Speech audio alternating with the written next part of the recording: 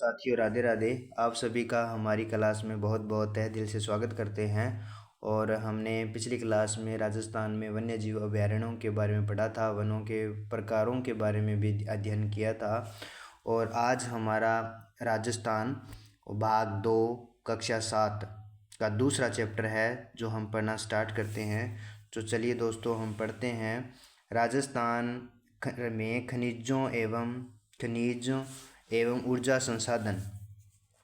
तो चलिए दोस्तों, हम पढ़ना स्टार्ट करते हैं। राजस्थान में खनिज एवं ऊर्जा संसाधन।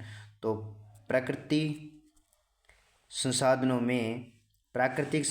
में खनिज संसाधन महत्वपूर्ण हैं। राजस्थान में विभिन्न प्रकार के खनिज पाए जाते हैं। दैनिक उपयोग में आने वाली अनेक वस्तुएं एवं खनिजों से प्राप्त उत्पादों से निर्मित होती है। औद्योगिक विकास के लिए खनिजों की उपलब्धता महत्वपूर्ण होती है। आगे देखिए साथियों, खनिज होती क्या है उसकी परिभाषा पढ़ेंगे हम।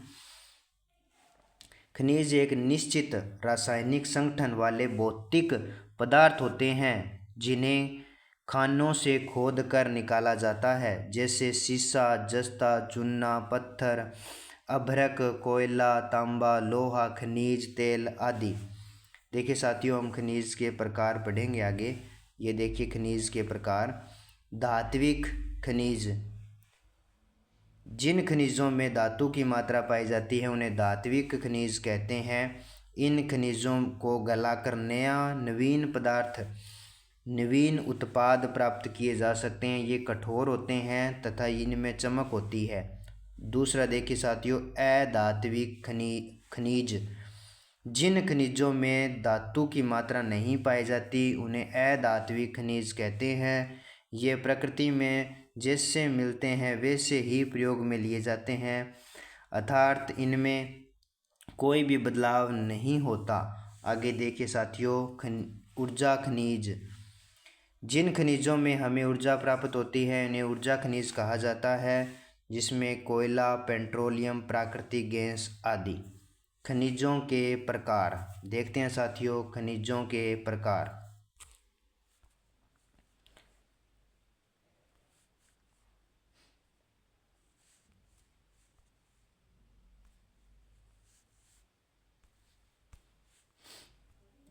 सॉरी दोस्तों, खनिजों के प्रकार पढ़ना स्टार्ट करते हैं साथियों। खनिजों के प्रकार, तो फर्स्ट देखते हैं साथियों, इसमें है धात्विक खनिज, जिसमें लोहा अयस्क और मैग्नीज, सीसा और जस्ता और चांदी और तांबा। और अधात्विक में आएगा साथियों, इसमें चूना पत्थर है, जिप्सम, संगमरमर, अभ्रक, रॉक, फास्फेट, घिया पत्थर, नमक, बलुआ पत्थर। ऊर्जा में देखो कोयला, पेट्रोलियम और प्राकृतिक गैस। आगे देखिए साथियों, राजस्थान में वोलेस्टोनाइट, जस्पर, सीसा, जस्ता इत्यादि खनिजों का एकाधिकार है। संगमरमर, ग्रेनाइट, कोटा स्टोन, बलुआ पत्थर, चांदी, gypsum, rock phosphate, calcite, Bakle, घिया पत्थर एवं तांबे के उत्पादन में भी राज्य में अग्रणी है। और खनिजों की उपलब्धता एवं उत्पादन में राजस्थान का अरावली पर्वत क्षेत्र सर्वाधिक महत्वपूर्ण है। देश में अधिकांश सीसा जस्ता राजस्थान में उत्पादित होता है। इनके उप उत्पादन के रूप में चांदी, कैडमियम भी प्राप्त होते हैं। देबारी, उदयपुर में जस्ता शोधक संयंत्र एवं चंदेरी, चित्तौड़ में सीसा जस्ता शोधक संयंत्र स्थापित है। आगे देखिए साथियों, राजस्थान के खनिज से संबंधित जिले एवं इनका उपयोग फैला है साथियों। सीसा और जस्ता, यह है उदयपुर, जावर, उदयपुर में कहाँ, जावर, और भीलवाड़ा, राजसमंद। इनका प्रयोग है अम्ल, बैटरी, सुरक्षा उपकरण, बर्तन, सौंदर्य प्रसाधन, रंग और उद्योग। दूसरा देखिए साथियों, तांबा, खेतड़ी, झुंझुनू, अलवर और सीकर इनका उपयोग होता है विद्युत तार उपकरण व बर्तन बनाने में। तीसरा देखिए साथियों, लोहा अयस्क जो जयपुर, सीकर और झुंझुनू में, और मशीनरी, रेलवे, पटरी, भवन निर्माण में सहायता काम लिया जाता है, इनका उपयोग होता है। चौथा देखिए साथियों, चांदी, यह उदयपुर और राजसमंद यह आभूषण, सिक्के और सजावटी वस्तुएं बनाने में। अगला देखिए जिप्सम, बीकानेर, नागौर, श्रीगंगानगर, बाड़मेर, जैसलमेर रासायनिक उर्वरक, प्लास्टर ऑफ पेरिस सीमेंट बनाने में। अगला देखिए साथियों रॉक फास्फेट, यह उदयपुर, जैसलमेर, बांसवाड़ा, उदयपुर, जयपुर और यह रासायनिक उर्वरक बनाने में। आगे देखिए साथियों अब्रक, अब्रक का प्रयोग किया जाता है, अब्रक का प्रयोग होता है विद्युत उद्योग और सजावट व दर्पण में। यह भीलवाड़ा, अजमेर और जयपुर में मिलता है। वोलेस्टोनाइट सिरोही और अजमेर में, और यह सिमेरिक उद्योग व कागज उद्योग व रंग उद्योग में इसका उपयोग होता है। आगे देखिए साथियों संगमरमर, यह राजसमंद, नागौर, उदयपुर, बांसवाड़ा, चित्तौड़गढ़, सिरोही और कोटा में, यह भवन निर्माण, मूर्ति निर्माण व कलाकृति में। अगला देखिए साथियों चूना पत्थर, चित्तौड़गढ़, सिरोही, कोटा, उदयपुर में, यह सीमेंट निर्माण में महत्वपूर्ण है। अगला देखिए साथियों ग्रेनाइट, यह जालौर, जैसलमेर, पाली व सिरोही में भवन निर्माण व मूर्ति निर्माण में इसका उपयोग होता है। ये देखिए साथियों राजस्थान के प्रमुख खनिजों का विवरण है साथियों ये। आगे देखिए साथियों ऊर्जा संसाधन,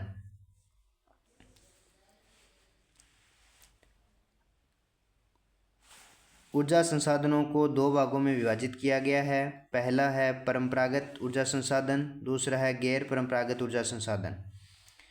ऊर्जा के परंपरागत संसाधनों में कोयला, खनिज तेल, प्राकृतिक गैस इत्यादि आते हैं। ये एक बार प्रयोग में लेने के बाद सदा के लिए समाप्त हो जाते हैं। और ऊर्जा के गैर परंपरागत स्रोत परमाणु ऊर्जा, पवन ऊर्जा, सौर ऊर्जा, बायोमास इत्यादि आते हैं। इनका प्रयोग बार बार किया जा सकता है।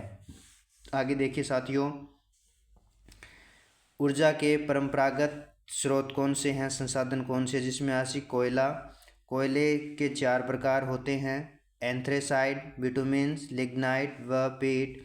एंथ्रेसाइड कोयला उत्तम किस्म का कोयला है। राजस्थान में लिग्नाइट प्रकार का कोयला पाया जाता है। यह कोयला पलाना, बरसिंहसर बीकानेर, कपूरड़ी बाड़मेर, मेड़ता रोड नागौर, जैसलमेर क्षेत्र में मिलता है। राजस्थान का पहला super power thermal station Suratgarh, Sriganganagar में है।